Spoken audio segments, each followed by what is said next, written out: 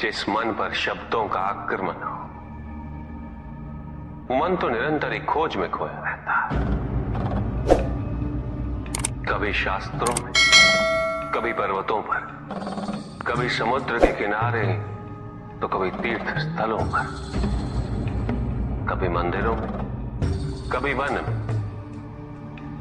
किंतु जो वो खोज रहा होता है वो कभी मिलता नहीं, क्योंकि मन तो अभी भी स्थिर नहीं। वो व्यक्ति जहां भी रहे पुत्र, जहां भी जाए और जहां भी खोजे। तुमने भी सदैव शब्दों पर ध्यान दिया है कार्तिक, भले ही वो मेरे शब्द हो या किसी और की।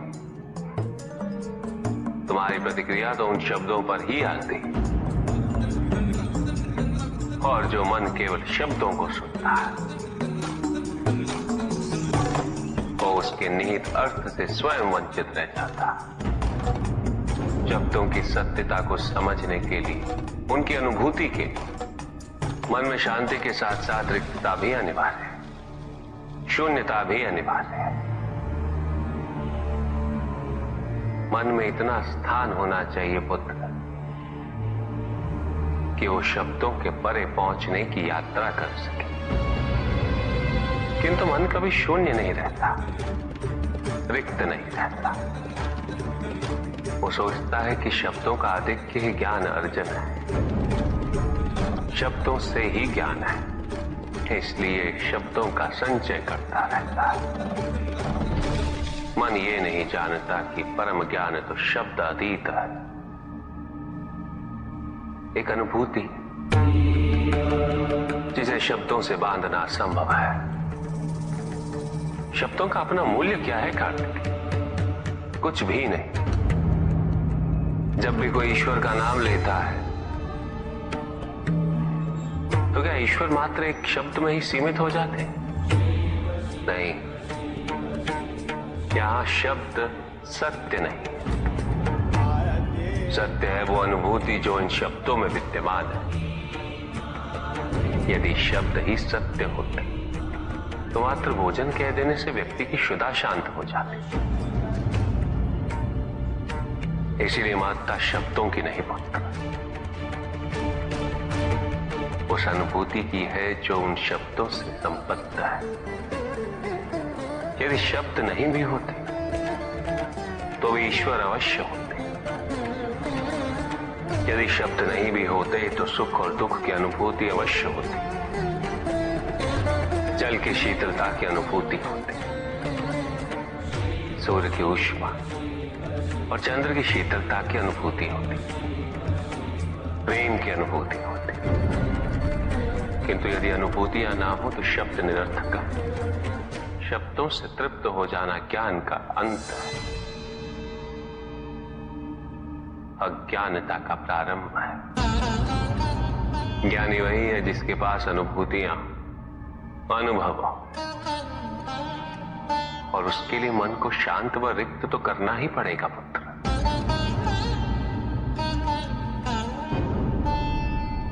युद्ध किसी व्यक्ति से नहीं गणेश, मानसिकता से होता है। युद्ध में संघर्ष अच्छाई या बुराई का नहीं होता, सभी में अच्छाई है और बुराई भी है पुत्र। युद्ध तो विचारधाराओं का होता है। व्यक्ति अपने पराक्रम पर, अपनी क्षमता पर विश्वास कर युद्ध करता है, और जब उस विश्वास को क्षति पहुंचती है तो सब कुछ निरर्थक प्रतीत होने लगता है। किंतु आपसे पराजित होकर भी लोहितांग क्यों नहीं समझ रहा? उसे अपनी स्वतंत्र इच्छा का उपयोग कर उचित मार्ग पर चलने का प्रयास करना चाहिए। व्यक्ति अपने को खो दे समझती है, व्यक्ति अपने को समर्पित कर दे, छोड़ दे अहंकार को, तो भ्रम की इच्छा ही पूर्ण होती है, और अभी भी वही फलित हो रही है। ऐसा नहीं है कि हम उससे भिन्न फलित करा लेंगे, लेकिन व्यक्ति भिन्न फलित कराने में लड़ेंगे, टूटेंगे, नष्ट हो। एक नदी में एक बार बाढ़ आ गई पुत्र। दो छोटे से तृण उसमें बह रहे थे और उसमें से एक नदी में तिरछा पड़ गया और वो बाढ़ को रोकने का प्रयास कर रहा था। वो अत्यंत ऊंचे स्वर में कह रहा था कि नदी को आगे नहीं बढ़ने देगा। यद्यपि नदी तो बस बढ़ती ही जा रही थी। वो फिर ऊंचे स्वर में यही कह रहा था कि मैं इसे अवश्य रोकूंगा, यद्यपि रोक नहीं पा रहा था। नदी को तो उसके संघर्ष का कुछ भी पता नहीं चल रहा था, किंतु नदी को उसके होने या ना होने से क्या अंतर। उस कण के लिए तो यह अत्यंत महत्वपूर्ण था। उसका जीवन तो संकट में था। वो तो बस बहे जा रहा था। वो जहां भी पहुंचता, किंतु उससे पहुंचना तो संघर्ष करके ही था। किंतु ये बीच का क्षण, ये बीच का काल दुख, पीड़ा, द्वंद्वता का काल है। वहीं दूसरी ओर जो दूसरा तृण था, उसने अपने को समर्पित कर दिया। वो तो नदी में सीधा पड़ा हुआ था। नदी के प्रवाह के साथ साथ बहता जा रहा था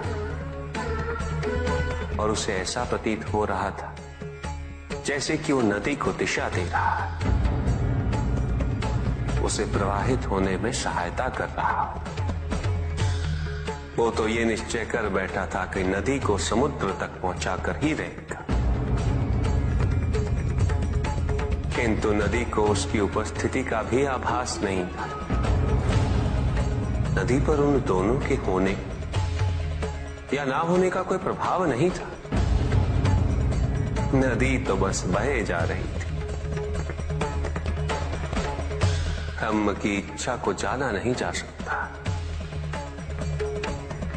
किंतु ब्रह्म के साथ एक अवश्य हुआ जा सकता,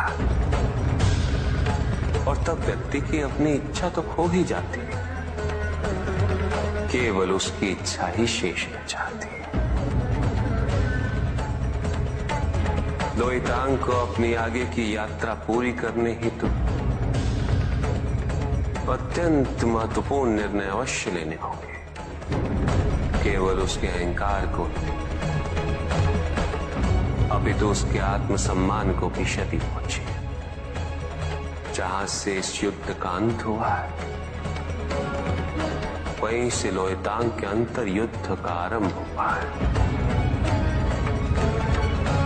और जो भीतर पराजित होता, उसे हर दिशा में केवल पराजय ही दिखती है।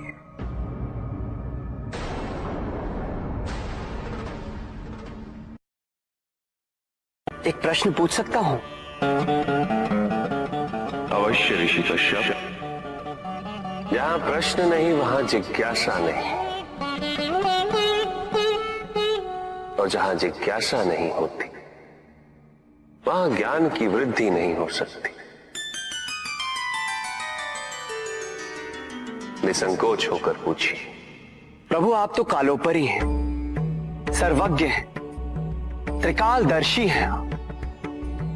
चारों ओर ये जो अज्ञान का अंधकार फैल रहा है, उसमें ज्ञान का मूल अर्थ कहीं ना कहीं खोता जा रहा। मेरा आपसे विनम्र निवेदन है प्रभु, किसी अन्य विषय पर चर्चा आरंभ करने से पूर्व हमारे और इस समस्त संसार के कल्याण और मार्गदर्शन हेतु आप ज्ञान की मूल परिभाषा से एक बार हमें पुनः अवगत करवाएं। ज्ञान और अज्ञान की परिभाषा को स्पष्ट रूप से समझने के लिए ज्ञान और अज्ञान की विशेषताओं का स्मरण करना आवश्यक है।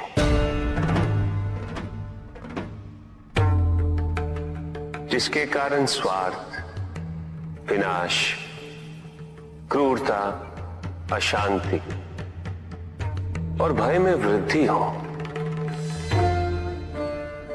वो अज्ञान है। किंतु जो व्यक्ति को उदार, निर्भीक, सहनशील और विनम्र बनाए, वही ज्ञान है। अज्ञान की शक्तियां दुरुपयोग करने हेतु प्रेरित करती हैं, किंतु जो अपनी शक्तियों और अपने सामर्थ्य के प्रति अपने उत्तरदायित्व को समझाए, जो न केवल अपने अपितु अपने से पहले संसार के उद्धार हेतु प्रोत्साहित करे, वो ज्ञान है। ज्ञान का मूल उद्देश्य ही परोपकार है, सृजन है। दूसरों की भावनाओं को समझना, उनका आदर करना, यही ज्ञान है। क्योंकि ज्ञान हमें न केवल अपने अपितु दूसरों के दुख और सुख के प्रति भी संवेदनशील बनाता है। किंतु जो दूसरों की भावनाओं का अनादर करे, उसे ज्ञान की श्रेणी में कैसे रखा जा सकता है? अज्ञान के कारण व्यक्ति सांसारिकता में बंधता जाता है, मोह माया में उलझता जाता है। अज्ञान परम सत्य से दूर ले जाने का माध्यम है, किंतु ज्ञान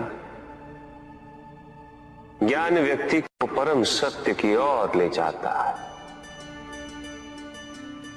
ज्ञान मुक्तिदायक है, मोक्ष का मार्ग है, और इस मुक्तिदायक ज्ञान का सर्वोच्च रूप है आत्मज्ञान, और यही ज्ञान की पूर्णता भी है। सभी के उद्धार के लिए मैं आपसे निवेदन करता हूं, भक्ति का उचित मार्ग बताए हमें, ताकि मेरी भांति दूसरा कोई भूल ना करे। भक्ति मुक्ति का आधार है पुष्पधन, और मुक्ति तो केवल समर्पण से ही संभव होगी। और समर्पण के प्राय भक्ति कब मोह में परिवर्तित हो जाती है।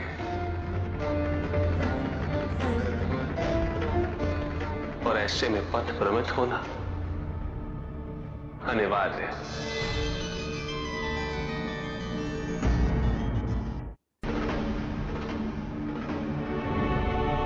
प्रभु, तांडव की परिभाषा क्या है? क्या है तांडव? उसे आरंभ करने से पूर्व मन में कैसे भाव होने चाहिए? तांडव नृत्य जगत की 5 क्रियाओं का संकलन है। सृष्टि, स्थिति, प्रलय, तिरोभाव और अनुग्रह। अग्नि, जल, वायु, पृथ्वी और आकाश। मेरे नृत्याकार शरीर के 5 मुख, इन्हीं 5 भूतों से ब्रह्मांड का निर्माण होता। पृथ्वी से सभी भूतों के शरीर बनते हैं, और उनका पालन जल से होता है, और संपूर्ण भूतों का अंत अग्नि से होता है।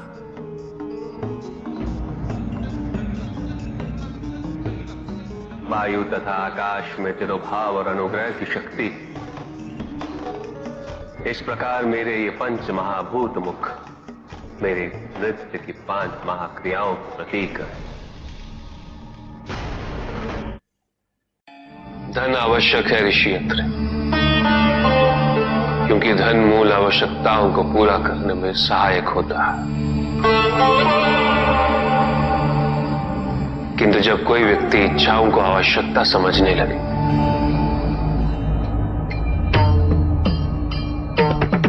तो धन कितना ही क्यों ना पर्याप्त नहीं होता, क्योंकि इच्छाएं अंतहीन है। इसलिए मनुष्य कभी ना समाप्त होने वाली इच्छाओं की पूर्ति हेतु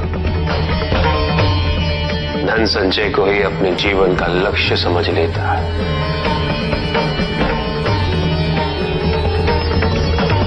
वो लोभी बन जाता है।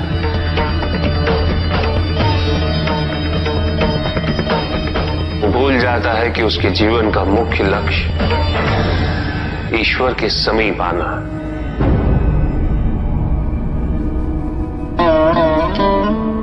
ऐसे लोभी व्यक्तियों को अपनी मृत्यु के समय भी यही दुख रहता है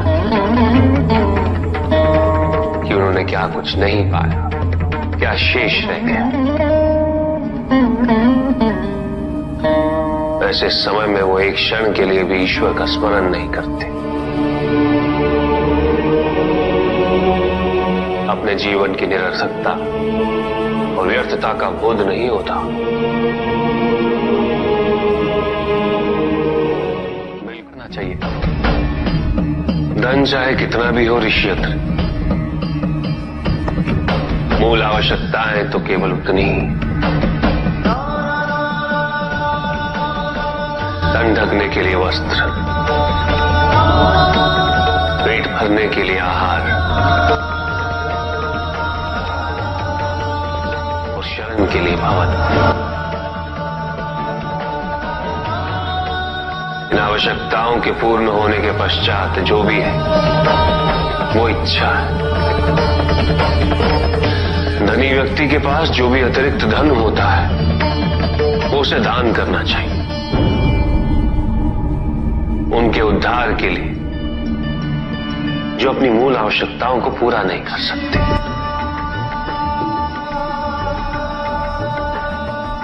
ऐसा करने से संसार में समानता होगी, द्वेष नहीं होगा, सद्भावना बनी रहेगी।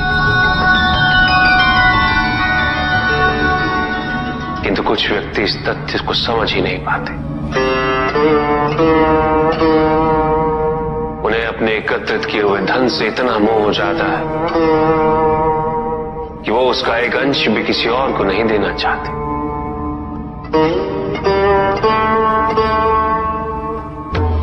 ऐसे व्यक्तियों की सूची में सर्वप्रथम स्थान कुबेर का है।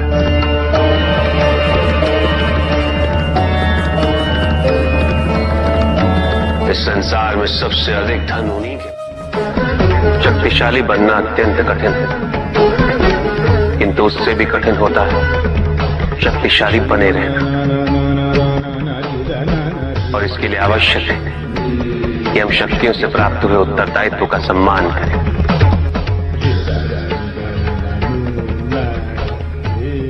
अन्यथा हम स्वयं पर निरंतर खो देते हैं और यह हमारे पतन का कारण बनता है। युद्ध में की गई भूल और उपलब्धियों से कुछ न कुछ सीखना आवश्यक है कार्तिक। बुराई और अच्छाई के मध्य ये युद्ध निरंतर चलता रहेगा। आज एक अध्याय समाप्त हुआ है, कल दूसरा अध्याय आरंभ होगा। जब तक इस समस्त संसार में बुराई है तो अच्छाई भी होगी, किंतु अच्छाई और बुराई के युद्ध में जीत सदैव अच्छाई की ही होगी। प्रभु, क्या संसार में केवल सुख का होना संभव नहीं है? प्रत्येक आत्मा का लक्ष्य केवल सुख की प्राप्ति ही तो है।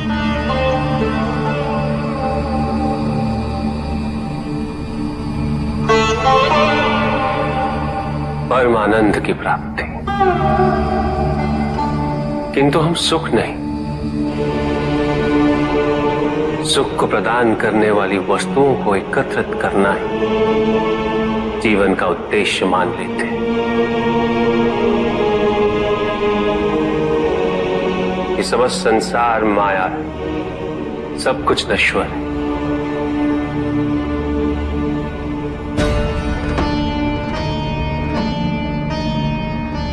जिन वस्तुओं को हम सुख का स्रोत समझकर एकत्रित कर रहे हैं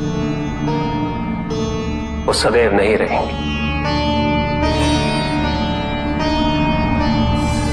जो व्यक्ति सत्य को जानते हुए भी लोभ का परित्याग नहीं करते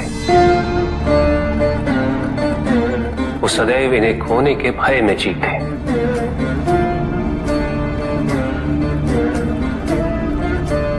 और जो व्यक्ति सत्य को जानते ही नहीं, वो अहंकार में जीते।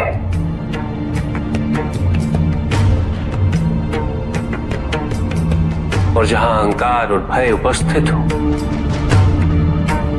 वहां सुख कैसे रह सकता?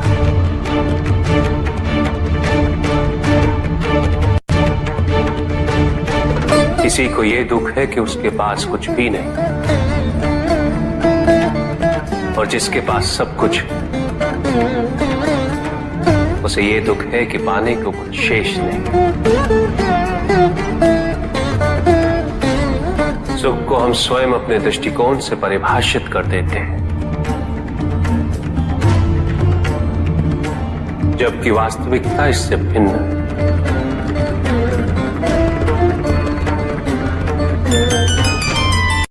इसलिए आवश्यकता है अनासक्त रहने की। किंतु प्रभु, क्या आसक्ति स्वाभाविक नहीं है? पर दुख का मूल कारण भी तो यही है ऋषि भृगु।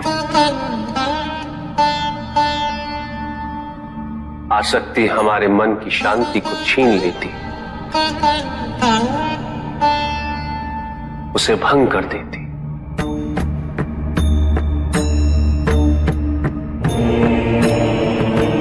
हमारी बुद्धि को स्थिर नहीं रहने देती, उसे चंचल बना देती।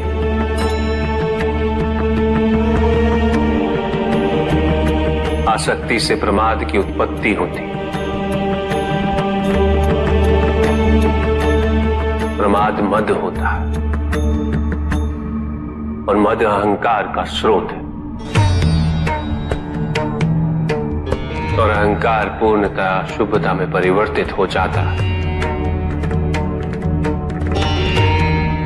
अर्थात आसक्ति अशुभता की जननी। इसलिए अनावश्यक है। तो प्रभु, आसक्ति को अनासक्ति में कैसे परिवर्तित किया जा सकता है? और हम आसक्ति से कैसे उबर सकते हैं प्रभु? आसक्ति से मुक्त होना ही अनासक्ति है। आसक्तिहीन होने के लिए अपने और पराये का भेद मिटाना अनिवार्य है।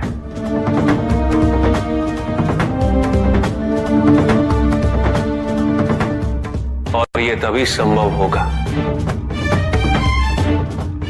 जब हम सुख की खोज बाहर नहीं, अपने भीतर करें।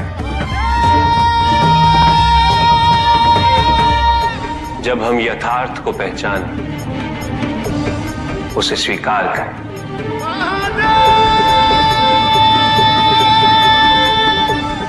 हम अपने सुख को सांसारिक तत्वों से परिभाषित नहीं करें। जब तक हम ऐसा करते रहेंगे, हम बंधते जाएंगे। जब हम स्वयं अपने भीतर झांकना आरंभ करेंगे, हमारी मुक्ति का मार्ग स्वतः प्रशस्त होता जाएगा। महादेव, आपने हमें दुख का कारण तो बता दिया। प्रभु, ये विवाह मुझे स्वीकार्य नहीं है प्रभु। मैं मेरे जीवन का प्रत्येक क्षण आपकी सेवा में समर्पित करना चाहता हूं। मैं नहीं चाहता हूं कि मेरा कोई भी संबंध मेरे भक्ति को विभाजित या बाधित करने का कारण बने। नंदी, विवाह तुम्हें मेरी भक्ति के लिए अयोग्य कैसे बना देगा? उसमें बाधा कैसे उत्पन्न कर देगा? माता, आपके और प्रभु के बीच में इतनी चुनौतीपूर्ण स्थितियां उत्पन्न हुई, फिर भी आप दोनों स्थिर रहे। किंतु मेरे लिए यह संभव नहीं है माता, क्योंकि मैं अपने दायित्व के मार्ग में कोई भी विकर्षण सहन ही नहीं कर सकता। नंदी, मेरे एक प्रश्न का उत्तर दोगे? पहले तो तुम केवल मेरे प्रति ही समर्पित थे, किंतु अब अब तुम मेरे साथ साथ पार्वती की भी आराधना करते हो।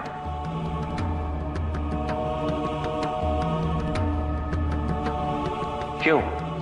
प्रभु, माता आपके अर्धांगिनी है, आपकी पूरक, जिस प्रकार आप उनके पूरक हैं। आप माता के कारण आनंदित रहते हैं, उनकी उपस्थिति आपको प्रसन्नता देती है। अन्यथा आपको इतना हर्षित उनसे पहले मैंने कभी नहीं देखा है। फिर कुमार कार्तिकेय का जन्म, अशोक सुंदरी का जन्म, और फिर हमारे गणेश का जन्म। प्रभु, इस प्रकार मैंने कैलाश को पूर्ण होते हुए देखा है, और यह सब माता के कारण ही हुआ है। प्रभु, जिस कैलाश में आप वास करते थे उसे माता ने निवास बना दिया, इस कैलाश को संपूर्ण कर दिया।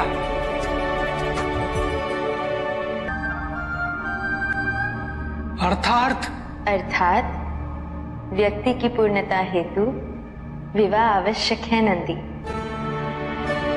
जैसे स्वामी और हम एक दूसरे के पूरक हैं, उसी प्रकार तुम्हारी अर्धांगिनी और तुम एक दूसरे के पूरक बनोगे। विवाहित जीवन की अनुभूति, परिवार का सुख, उसके सुख और उसकी सुरक्षा के लिए संघर्ष, ये सभी अनुभूतियां व्यक्ति के विकास के लिए अनिवार्य है नंदी।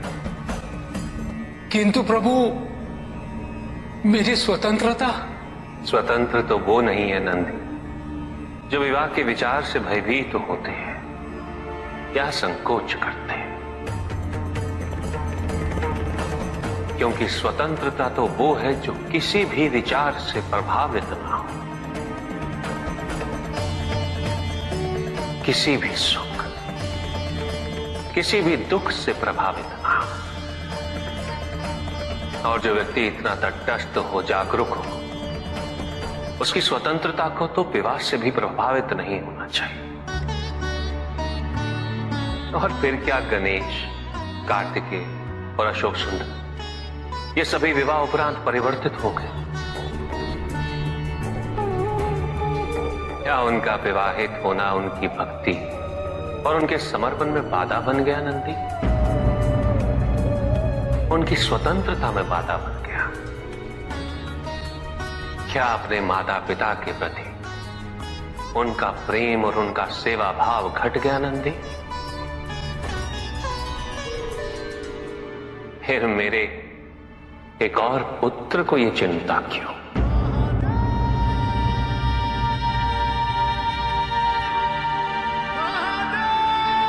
ये भय क्यों नंदी?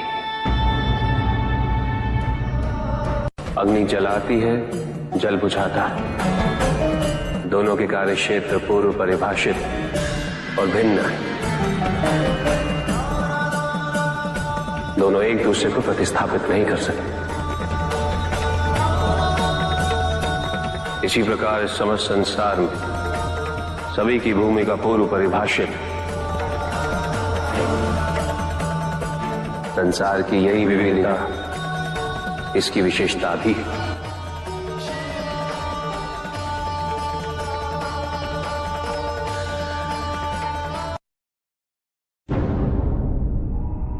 सृष्टि के निर्माण उपरांत एक बार नारायण ने तप के लिए महादेव से उत्तम स्थान के निर्देश की याचना की।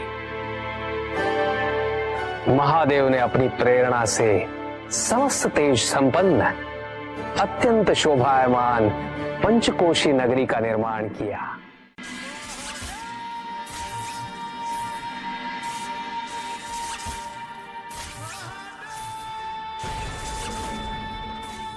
वहां उपस्थित होकर नारायण ने बहुत काल तक तपस्या की।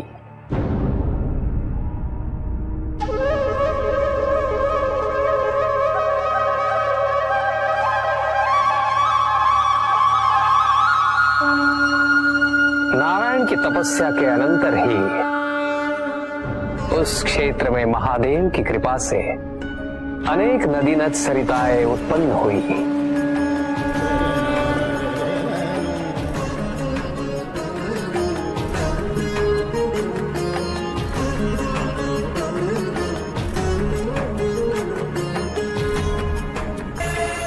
इस सब को देखकर आनंदमयी हो उठे नारायण ने जैसे ही अपना शीश हिलाया, उनके कान की मणि गिर पड़ी। मणिकर्णिका के उस पंचकोश वाले विस्तृत क्षेत्र को महादेव ने अपने त्रिशूल पर धारण किया। महादेव ने अपनी शक्ति से उस पंचकोशी तीर्थ को सभी 14 लोकों से पृथक रखा और आगे इन सब से अलग उसको मृत्युलोक में स्थापित किया। नारायण की ये मणिकर्णिका हमारे द्वारा निर्मित इस विश्व में स्थान पाए और सभी जीवों को हमारी ओर लाने का साधन बने। महादेव, आपने कहा था कि आप इसे इस लोक में स्थापित करेंगे। अब समय आ गया है। महादेव की कृपा से उस मणिकर्णिका का विस्तार पंचकोश तक हो गया। ये मणिकर्णिका पंचकोश की काशी बनकर इस पृथ्वी पर सदैव रहेगी। यह अविनाशी है, चिरकाल तक। सृष्टि के अंत के पश्चात भी इसका अंत नहीं होगा। ये भूमि मुझे सदैव प्रिय रहेगी। यहां तप करके स्वयं नारायण तीनों लोकों को प्रकाशित किया, इसीलिए ये मुझे अत्यंत प्रिय है। मैं इसे कभी भी नष्ट और विनष्ट नहीं होने दूंगा। ब्रह्मदेव, जब संसार के आवर्तन के पश्चात प्रलय आएगा, मैं इस काशी को पुनः अपने त्रिशूल पर धारण करूंगा और नवीन संसार में पुनः स्थापित करूंगा। और यहां मेरा अस्तित्व सदैव रहेगा।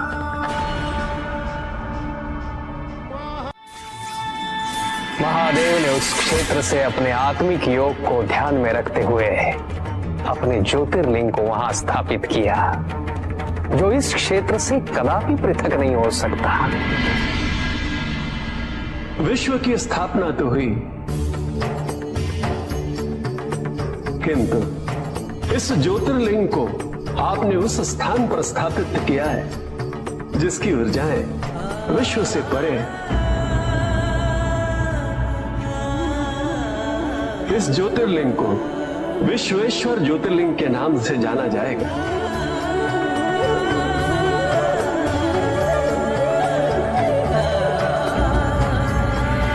महादेव उस काशी को अपने त्रिशूल पर प्रलय और अनिष्ट की स्थिति में धारण कर उसका संरक्षण करते रहते हैं।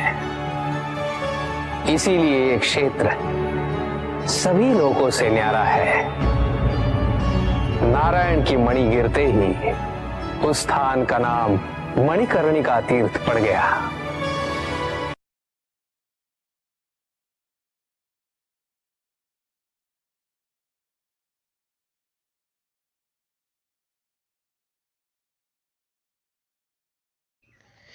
पूरा वीडियो देखने के लिए सभी भक्तगणों का हमारी तरफ से बहुत बहुत धन्यवाद। दोस्तों, वीडियो अच्छा लगा हो तो चैनल को सब्सक्राइब कर लें, लाइक करें, ज़्यादा से ज़्यादा शेयर करें, कमेंट में हर हर महादेव काशी विश्वनाथ लिखना ना भूलें। हर हर महादेव, जय भोलेनाथ।